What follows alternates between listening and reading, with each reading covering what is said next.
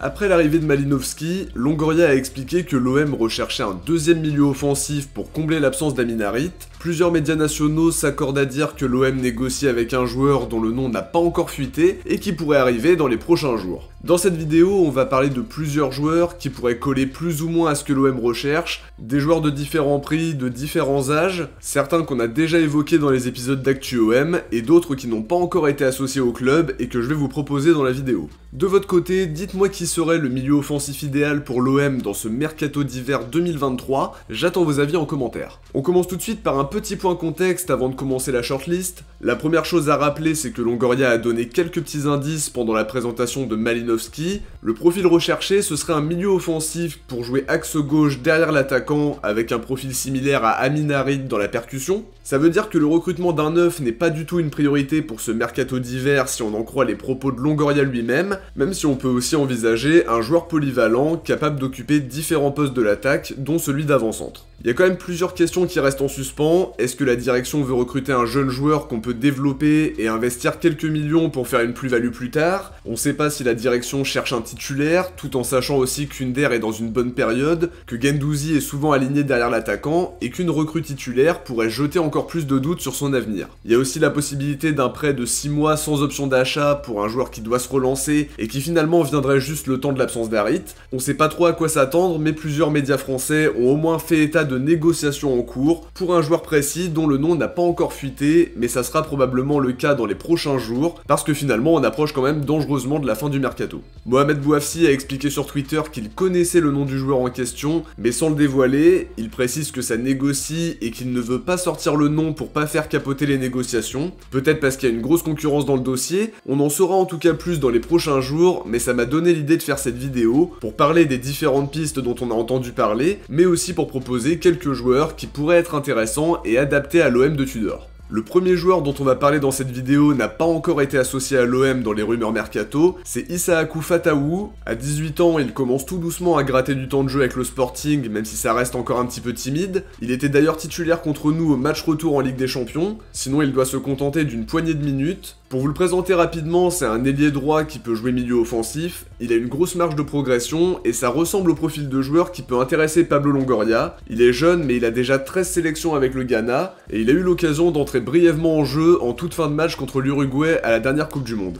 L'inconvénient, c'est qu'il est peu expérimenté, et si la direction cherche un joueur pour impacter tout de suite, c'est pas franchement le joueur idéal, mais dans une optique de développement de joueurs à fort potentiel dont la cote n'a pas encore flambé, ça peut être très intéressant. Transfermarkt l'estime à 3 millions d'euros, mais ça partira certainement pour plus cher. Il est sous contrat jusqu'en juin 2026, il a une grosse marge de progression, mais il est déjà international, ça va évidemment faire monter la note. En tout cas, je pense que c'est un profil à suivre pour les prochains mercatos, parce que cet hiver, Longoria ira peut-être plus facilement vers des joueurs expérimenté. Il y a quelques semaines, on avait aussi entendu parler d'un intérêt de l'OM pour Oscar Gluck. Le milieu offensif est sous contrat avec le Maccabi Tel Aviv jusqu'en juin 2025, et apparemment l'OM fait partie des prétendants, même si on n'a pas eu de nouvelles depuis. Ça n'empêche que le profil est très intéressant, bon à la finition, performant à la dernière passe. Il réalise une très bonne mi-saison avec son club, 6 buts et 7 passes D au moment où je tourne cette vidéo. Monaco, le Barça et le Zénith sont intéressés par lui, et d'après Foot Mercato, son agent l'estimerait autour de 6 millions d'euros. C'est plutôt raisonnable pour un joueur qui a lui aussi une marge de progression importante, qui semble plus proche du niveau de l'équipe première que Fatawu dont j'ai parlé avant. Il y a une grosse concurrence avec différents projets qui s'opposent pour lui, mais du côté de l'OM, ça pourrait être une bonne solution pour avoir un profil de joueur technique, agile, bon des deux pieds, capable d'éliminer et qui ose prendre sa chance de loin. Il était annoncé très proche de Monaco, mais au moment où je tourne cette vidéo, le transfert n'est pas bouclé. Toujours au rang des jeunes joueurs suivis par l'OM d'après les rumeurs, le profil d'Alberto Molero pourrait correspondre à ce que recherche l'OM sur pas mal de points. C'est un milieu offensif qui peut jouer à différents postes de l'attaque. Avec Las Palmas, il a joué en 10, à gauche, à droite, et il a même fait 2 matchs en pointe. C'est un joueur très technique, déjà mature dans son jeu, avec une grosse qualité de passe, d'élimination et une très bonne vision de jeu. Il est déjà convoité, comme on le disait dans le dernier Actu OM, avec notamment un intérêt très poussé du Barça pour celui qui est surnommé le nouveau Pedri. C'est pas un dossier hyper simple par rapport à ça, mais c'est le genre de joueur que Longoria observe forcément, lui qui a des yeux très attentifs en Espagne. On va en profiter pour revenir sur la piste Claudinho, même si elle a été clairement démentie par Foot Mercato. Je trouve ça quand même intéressant de réfléchir à son profil et de voir si c'est adapté ou non à ce qu'on recherche. On sait que son nom revient depuis le mercato d'été, mais on sait aussi que le Zénith est très exigeant. À côté de ça, le joueur est sur le départ et certaines rumeurs au Brésil parlent d'un retour au pays. Côté marseillais, le profil colle parce que c'est un milieu offensif très axial, droitier avec une grosse qualité de passe, très bon sur coup de pied arrêté, bon dribbleur et excellent à la dernière passe. Daily Mercato nous disait que le Zénith demandait 40 millions d'euros. En même temps, faut dire aussi que la balle est dans leur camp parce qu'il est sous contrat jusqu'en 2027. Un transfert à l'OM pourrait peut-être l'intéresser, étant donné qu'il serait mieux exposé par rapport à la sélection brésilienne, mais à voir si ça peut se négocier à un tarif raisonnable et surtout à un salaire cohérent. Ça me paraît compliqué comme dossier, mais sur le profil, ça collerait parfaitement pour être associé à Malinovski. Ça serait quoi qu'il arrive un investissement, et pas sûr que la direction compte se ruiner cet hiver, à moins d'un départ. Il y a un nom qui revient beaucoup dans les commentaires des vidéos, c'est celui de Ludovic Blas. Il a été brièvement associé à l'OM à plusieurs reprises sans que ça n'aille plus loin. Avec Nantes, il a joué milieu offensif dans un 4-2-3-1, mais il est parfois utilisé à droite aussi. Je le vois plus dans un rôle de milieu offensif axe droit, mais on a recruté Malinovski pour jouer à ce poste-là. C'est en tout cas un très bon joueur qui va forcément être convoité. Pour nous, ce sera le tarif Ligue 1 et même le tarif OM, ça risque de faire monter la note de beaucoup. On sait comment ça se passe quand tu négocies avec Kita. Le point positif pour les clubs intéressés, c'est qu'il sera en fin de contrat en juin 2024. Ça va pousser la direction nantaise à faire quelques concessions pour éviter le départ libre de l'une des plus grosses valeurs marchandes de l'effectif. On imagine aussi que Longoria suit sa situation avec attention, mais pas certain qu'il passe à l'action dès cet hiver, sachant aussi que Blas voudra sûrement jouer le match contre la Juventus en Europa League.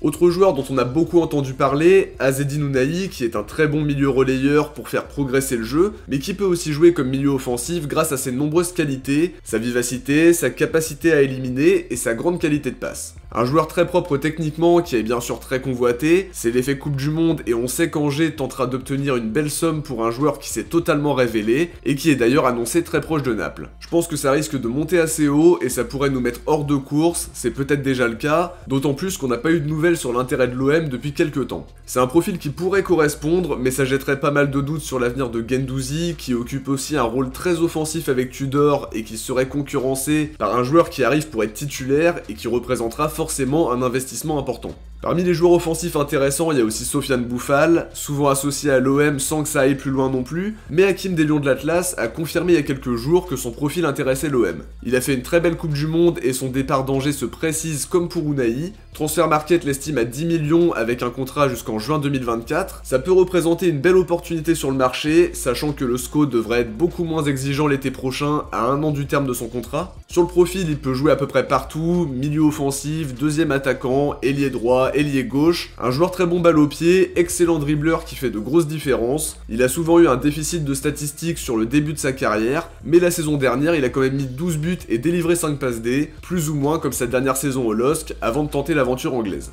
On enchaîne sur un joueur que j'ai découvert récemment mais qui pourrait correspondre au profil que recherche l'OM, Largi Ramazani, jeune milieu offensif belge de 21 ans qui joue actuellement à Almeria, un joueur de petit gabarit qui a été utilisé comme avant-centre cette saison, mais aussi sur les ailes. Il s'est d'ailleurs fait remarquer contre l'Atlético très récemment avec un dribble magnifique sur Lemar et Griezmann. Je pense qu'il pourrait s'intégrer dans un rôle de joueur intérieur, un joueur rapide, très bon pour éliminer et apporter ce profil de joueur percutant, vif et technique. Une piste qui a du sens parce que Suarez vient de partir à Almeria et que les directions ont su trouver un terrain d'entente rapidement, des bonnes relations qui peuvent permettre à l'OM d'avoir la possibilité de faire venir le jeune attaquant belge qui a aussi un très bon sens du but et qui peut occuper le poste derrière l'attaquant mais aussi en numéro 9 pour faire redescendre Sanchez, le bon compromis pour recruter un joueur polyvalent et avoir une solution supplémentaire dans l'axe. Transfermarkt l'estime à 9 millions avec un contrat jusqu'en juin 2025. Au vu de l'accord avec Suarez, ça pourrait être l'occasion de le faire venir en prêt avec option d'achat. Dans un registre très polyvalent toujours, il y a aussi Deulofeu qui pourrait partir de l'Udinese. On sait que Longoria l'apprécie particulièrement, mais on expliquait aussi dans le dernier Actu OM qu'Aston Villa voulait le faire venir cet hiver avec un intérêt poussé d'Unai Emery. C'est vraiment un très bon joueur, il jouait principalement ailier en début de carrière, mais à l'Udinese il joue avant-centre ou deuxième attaquant. Il sait jouer dans un rôle axial mais aussi plus excentré s'il faut. Il a appris tactiquement en Italie et ses qualités techniques lui permettent d'être très impactant offensivement. Sur le prix, c'est difficile à dire, il a plus qu'1 an et demi de contrat avec son club et Transfermarkt l'évalue à 10 millions d'euros. L'Udinese ne fera pas de cadeau parce que c'est un joueur très important, mais sur le profil et le niveau du joueur, ce serait un très gros recrutement. Il peut occuper les différents postes avec qualité, donc selon moi c'est une opportunité à saisir pour renforcer l'effectif, que ce soit en nombre mais surtout en qualité, mais Longoria a certainement une shortlist longue comme le bras. Dernier joueur de cette vidéo, et c'est mon favori pour venir cet hiver, Iliman Ndiaye, qui peut jouer derrière l'attaquant, à 2 attaquants devant mais aussi en avant-centre. Il est très bon balle au pied, il sait être à la finition et à la dernière passe, il brille avec Sheffield dans un rôle axial et a montré de très bonnes choses avec le Sénégal. Cette saison il surnage clairement en Championship avec 10 buts et 8 passes D à l'heure actuelle. Il a clairement le niveau pour impacter au niveau supérieur, et comme il a dit lui-même, il rêve de revenir à l'OM, lui qui a déjà rapidement porté le maillot chez les jeunes, avant de repartir au Sénégal pour des raisons familiales. C'est un joueur qu'il faut prendre maintenant avant que sa valeur ne flambe totalement. Son contrat court jusqu'en juin 2024 et son prix est estimé à 7 millions d'euros par Transfer Market. Une opportunité à saisir pour préparer l'avenir avec un joueur très professionnel, très talentueux, très déterminé, avec des qualités offensives vraiment évidentes. De notre côté, on arrive à la fin de cette vidéo, j'espère qu'elle vous a plu, n'hésitez pas à me dire quel joueur vous plaît le plus parmi ceux dont on a parlé tout au long de la vidéo, ou donnez-moi aussi d'autres noms dans les commentaires si vous avez d'autres idées en tête. N'oubliez pas de mettre le petit pouce bleu si ça vous a plu, et de vous abonner si c'est pas déjà fait pour suivre l'actualité de l'OM sur la chaîne. Hâte de voir ce que la direction nous réserve pour la fin du mercato et qui sera la fameuse recrue. On en parlera évidemment sur la chaîne dès qu'il y a du nouveau. Si vous avez regardé cette vidéo jusqu'au bout, écrivez Longoria dans les commentaires. Je vous dis à très vite pour une prochaine vidéo, et notamment pour l'avant-match d'OM Rennes en Coupe de France. Ciao, portez-vous bien, et surtout allez l'OM.